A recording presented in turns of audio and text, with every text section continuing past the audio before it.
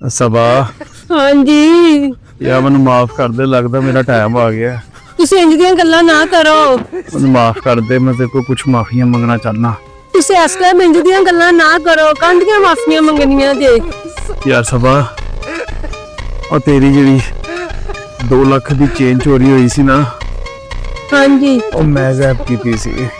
चलो कोई गल नहीं, कुछ नहीं हुंदा। गल इत्थे नहीं ना मुक्कदी। और जिहड़ा तेरा 40,000 रुपया चोरी होया सी ना, वो भी मैं कीता सी गैप। अच्छा अच्छा कोई गल नहीं, कुछ नहीं हुंदा। तुसी कुछ पढ़ो, एवें दी गल्लां ना करो। नहीं तेन दस देंगा तो हौला हो जाएगा। और तेरा जड़ा 1 लाख रुपया ला पाया सी ना, हाँ जी वो भी मैं तेरा चोरी करके अपनी सहेली नूं देता सी। परेशान ना हो चौधरी, स्कूल दे नाल तुसी उत्ते जावो। ਤੁਹਾਨੂੰ ਜਿਹੜਾ ਜ਼ਹਿਰ ਹੈ ਨਾ, ਉਹ ਵੀ ਮੈਂ ਹੀ ਦਿੱਤਾ ਹੈ। की होया है?